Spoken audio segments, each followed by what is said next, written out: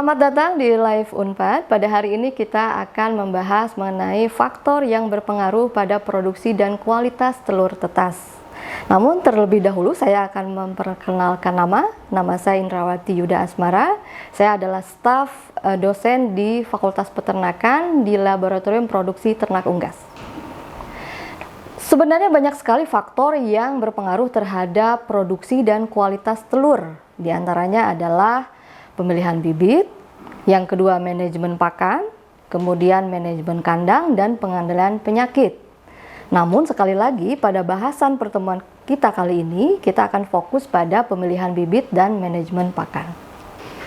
Ketika berbicara tentang bibit, sebenarnya kita harus mengingat kembali mengenai genetik ya, karena memang secara natural ayam yang ada sekarang atau yang dikenal sebagai ayam modern merupakan keturunan dari jenis ayam hutan yang disebut dengan Gallus-Gallus. Nah, seperti yang kita ketahui sebenarnya Gallus-Gallus memiliki produksi telur yang tidak sebanyak pada ayam modern sekarang.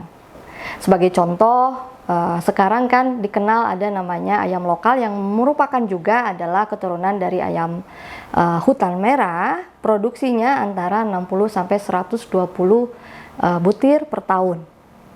Namun dengan adanya seleksi ketat dan persilangan saat ini produksi telur untuk ayam ras, artinya ayam ras itu di luar ayam lokal bisa mencapai 200 sampai 330 butir per tahun. Nah, dari tabel ini kita akan bisa melihat bahwa kalau kita lihat tabel dari atas ayam petelur sampai dengan merpati, terdapat sekali perbedaan seperti yang kita sampaikan atau kita diskusikan sebelumnya bahwa ayam kampung kapasitas produksinya hanya 120 telur per tahun. Kemudian kalau kita bandingkan kepada ayam petelur atau yang kita kenal sebagai ayam ras petelur, kemampuan produksinya bisa mencapai 330 butir per tahun. Dan kalau kita bandingkan antar spesies itu juga banyak sekali perbedaan. Misal, untuk kalkun itu hanya produksinya 220 telur per tahun. Nah, kalau kita berbicara tentang bibit, ya, kita mengenal ada yang namanya jenis dan strain. Nah, kalau kita di Indonesia ini mengembangkan ayam petelur lebih banyak ke arah ayam petelur bertipe medium, ya. Nah, kalau kita lihat tabel perbandingan antara ayam petelur tipe ringan dan tipe medium, jelas sekali ada perbedaan. Artinya kembali ketika berbicara tentang jenis ayam petelur, kita berbicara kemampuan genetik dari ayam yang kita kembangkan. Nah, sebagai contoh di sini dari tabel yang kita lihat, yang sebelah kiri itu walaupun perbedaan tahunnya cukup besar, namun kita lihat adanya perbedaan antara produksi telur ya, walaupun ketika memasuki minggu-minggu berikut, misalnya di minggu ke-60, minggu ke-74 terdapat sedikit banyak persamaan, tapi kalau lihat di awal-awal produksi, tampaknya untuk beberapa strain dalam hal ini Highline Brown memiliki henday production yang lebih tinggi dibandingkan dengan ayam-ayam tipe ringan. Nah, selain produksi telur, kita juga mengenal ketika berbicara seleksi genetik, kita akan tahu bahwa kita tidak hanya berbicara tentang produksi telur, tapi juga bagaimana adanya peningkatan berat telur. Ya, kalau di ayam ras atau kita kenal ayam ras komersil, ayam itu bisa menghasilkan telur dengan berat antara 50 sampai 65 gram. Sementara untuk ayam lokal yang dulu kita kenal sebagai ayam buras, kisaran telurnya 35 sampai 55 gram. Jadi terlihat sekali ada berbagai perbedaan ya. Tadi kan berbicara tentang produksi telur, tapi juga bobot telur pun akan mengalami kenaikan atau pertambahan. Di samping bobot telur, kita juga lihat bahwa beberapa jenis ayam memiliki warna telur yang berbeda ya. Ini warna telur putih, warna telur coklat menunjukkan perbedaan genetik. Ya, jadi kalau istilahnya ada berbagai pewarnaan telur di dunia ya, apalagi berbeda spesies itu sangat terlihat sekali variasi warna dari masing-masing spesies unggas. Dan dalam satu spesies pun terdapat juga beberapa perbedaan warna kulit telur. Kemudian kalau kita lihat, kalau kita ingin mengembangkan misalnya ayam lokal dengan ayam ras, ya, misalnya perkawinan antara ayam lokal dan ayam ras. Contoh di sini yang dilakukan oleh seorang peneliti, Zarnan et al. Tahun 2004, terlihat bahwa adanya kenaikan bobot badan dan kenaikan produksi. Sebagai contoh di sini, tabel yang tadi saya sebutkan ya, ada kalau kita ingin meningkatkan kemampuan produksi seekor ayam atau suatu bangsa ayam, kita memang salah satu upayanya adalah melakukan crossbreed. Di sini adalah contoh beberapa ayam lokal, ini tampaknya di luar Indonesia ya. Ada beberapa misalnya Naked Neck, kemudian Rhode Island Red dan Fayumi. Ini adalah beberapa ayam lokal ya, Fayumi dan NN itu atau Naked Neck ini yang ada di luar Indonesia. Ini dikawinkan dengan ayam ras dan hasilnya tentu bisa dilihat. Di kolom keempat tampak terlihat bahwa ada peningkatan produksi dan peningkatan bobot telur. Jadi memang ketika kita ingin mengawinkan ayam lokal dengan ayam ras, kita mengharapkan suatu produksi yang lebih baik. Berikut adalah gambaran visualisasi dari yang hasil dari crossbreed atau persilangan antara ayam lokal dengan ayam ras. Nah, tadi kita berbicara tentang aspek genetik atau dalam kaitan ini yang lebih gampang kita kenal adalah pemilihan bibit. Ternyata selain bibit kita perlu memikirkan faktor lain, yaitu faktor pakan. Yang perlu diingat ketika berbicara tentang pemeliharaan ayam pembibit adalah kita menginginkan produksi yang seragam pada umur yang sama ya. Kemudian juga kita perlu memperhatikan asupan nutrien, terutama tidak hanya berbicara kepada induknya saja, tapi juga kepada DOC atau day old chicks. Nah, menurut tabel kebutuhan, setiap strain memiliki kebutuhan nutrisi yang berbeda. Ini adalah beberapa, ada standar yang disarankan, tapi ini tidak menyebutkan satu strain tertentu, tapi menunjukkan ini standar yang diharapkan ketika kita memelihara ayam pembibit ya, baik itu untuk yang betina maupun untuk yang pejantan. Ini terlihat kalau kita lihat tabel di sebelah kiri seperti yang bisa Anda lihat di belakang saya ini. Nanti ada feed intake untuk minggu pertama adalah sekitar 25 gram per hari, sementara untuk jantan pada minggu pertama membutuhkan feed intake yang lebih tinggi dibandingkan dengan betina. Begitu selanjutnya sampai dengan umur tertentu. Ini akan menjadi standar yang kita gunakan dalam memelihara ayam pembibit. Kemudian tabel ini memberikan spesifikasi yang lebih detail ya, khususnya untuk ayam pembibit betina atau kita kenal sebagai pulet. Nah, kalau kita lihat kolom misalnya di starter yang 0 sampai 4 minggu terdapat kebutuhan protein 18,5. Sementara kebutuhan untuk minggu berikutnya akan mengalami pengurangan ya. Misal, ketika sebelum bertelur mereka membutuhkan protein 16% ya. Namun kebutuhan energinya sama dari mulai starter sampai dengan pre-breeder. Selanjutnya, silakan.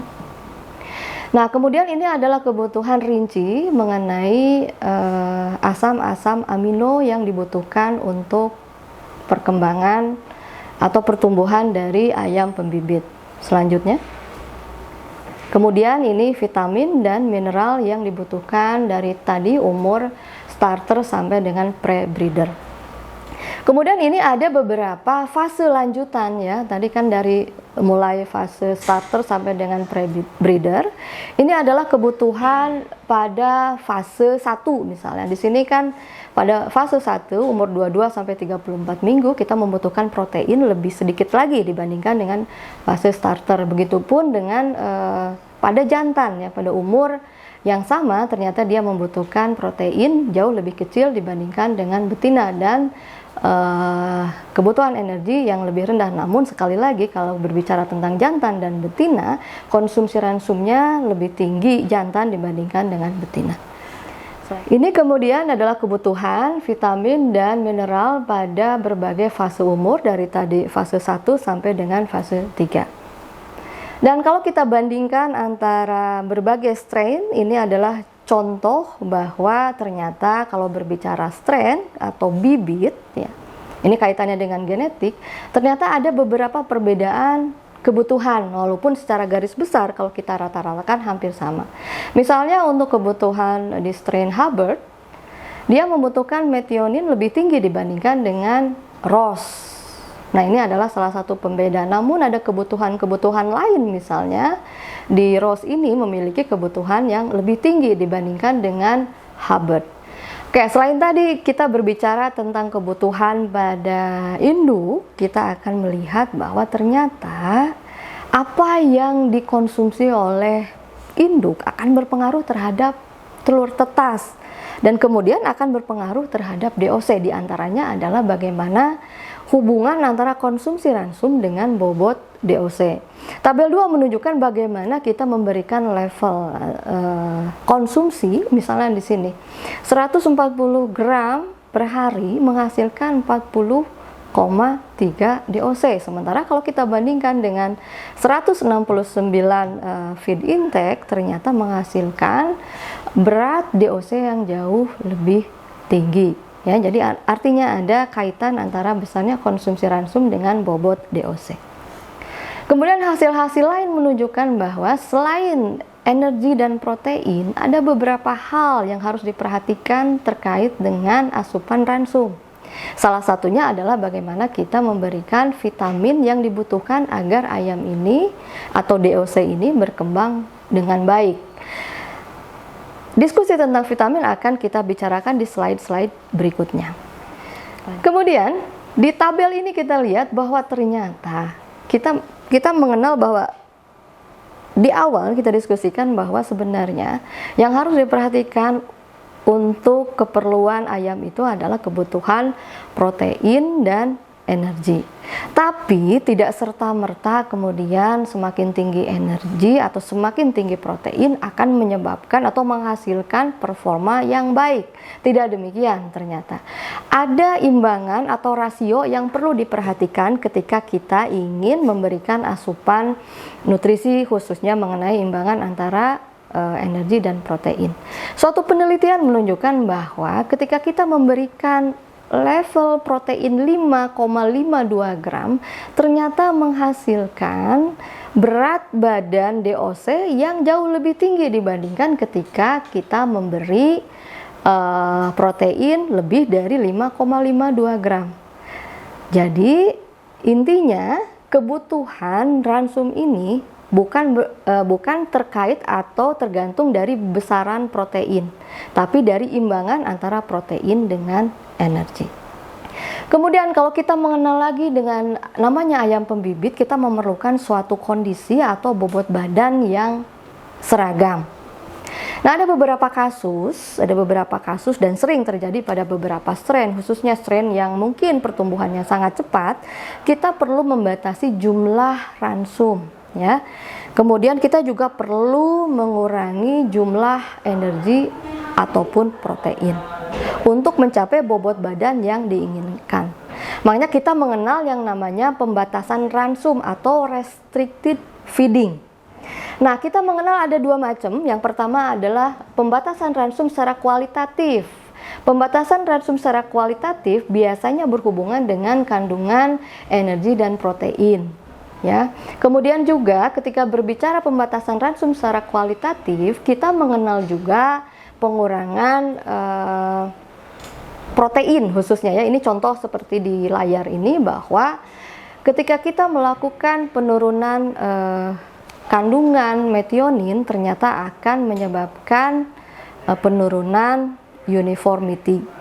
Kemudian yang kedua, yang kita mengenal yang namanya quantitative feed restriction. Ini dikenal dengan istilah kita membatasi jumlah ransum atau konsumsi ransum yang diberikan kepada ayam. Kita mengenal yang namanya istilah konsep skip a day, artinya satu hari kita memberikan pakan, hari kemudian kita tidak melakukannya. Atau kita mengenal juga yang disebut dengan pengurangan jumlah konsumsi. Artinya kita memberikan konsumsi ransum setengah dari kebutuhannya. Kalau misalnya dalam satu hari kita memberikan 120 gram, kita kurangi menjadi 60 gram. Nah, untuk yang namanya feed restricted atau restricted feeding, ada beberapa perbedaan khususnya untuk ayam-ayam broiler pembibit ya. Biasanya si pembatasan konsumsi ransum bisa dimulai di umur 1 minggu sampai 10 hari ya. Sementara untuk yang strain yang lain itu dimulai pada umur 3 atau 4 minggu. Jadi ada banyak perbedaan ya. Kita melakukan restricted feeding tergantung juga dari strain yang kita pelihara atau pembibit apa yang kita pelihara. Apakah pembibit untuk broiler atau pembibit untuk layer. Ini adalah tabel contoh pemberian ransum melalui skip day untuk pulet yang di sebelah kiri, kemudian ada untuk ayam jantan. Ini juga sama, ini adalah salah satu standar yang bisa kita gunakan untuk melakukan restricted feeding. Nah, selain tadi kita berbicara tentang pembatasan ransum, sebenarnya dalam mencapai bobot badan yang diinginkan atau produksi yang diinginkan atau katakanlah produksi telur yang kita harapkan, kita tidak hanya fokus kepada kandungan energi protein atau asam amino yang ada di dalam ransum, tapi kita juga perlu memperhatikan kebutuhan vitamin ya. Misalnya untuk ayam-ayam pembibit yang dibutuhkan contoh adalah vitamin E. Biasanya kebutuhannya adalah sebesar 100 mg per kilogram. Nah, kalau kita lihat tabel yang ada di sini, kita lihat bahwa ada berbagai macam vitamin yang dibutuhkan untuk perkembangan embrio, kemudian perkembangan juga pada hasil akhirnya adalah menghasilkan DOC yang sehat ya. Kita lihat mulai dari vitamin A sampai dengan vitamin E dengan berbagai hasil penelitian yang ada di dalam tabel tersebut. Ini juga sama, ini adalah beberapa hasil penelitian terkait dengan kebutuhan vitamin yang diperlukan untuk ayam-ayam pembibit. Ini juga ada beberapa rekomendasi dari Listen and Summer tahun 97 yang diberikan untuk ayam broiler pembibit, dari mulai vitamin A sampai dengan beberapa vitamin lain misalnya B12. Selain tadi kita berbicara tentang vitamin, hal-hal yang diperlukan untuk bisa meningkatkan produksi telur adalah kita perlu memperhatikan kandungan mineral. Kalau kita mengenal yang namanya mineral itu ada yang memang dibutuhkan dalam porsi yang besar dan ada yang dibutuhkan lebih sedikit tapi efeknya luar biasa gitu ya. Misalnya untuk yang paling sering kita tambahkan dalam produksi telur adalah kebutuhan kalsium dan fosfor. Kedua mineral ini sangat diperlukan dalam pembentukan kulit telur.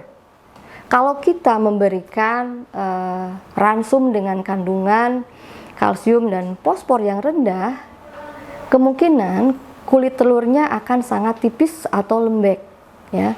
Kemudian ada beberapa juga mineral-mineral yang sifatnya dibutuhkan sangat sedikit seperti zinc, tapi dia memberikan dampak terhadap imunitas pada ayam ya, pada anak ayam.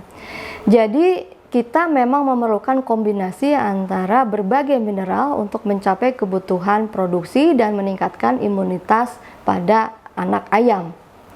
Ini adalah tabel yang bisa memberikan gambaran bagaimana fungsi dari masing-masing mineral terhadap beberapa kebutuhan. Misalnya untuk pertumbuhan, yang paling dibutuhkan dalam fase pertumbuhan adalah misalnya zinc.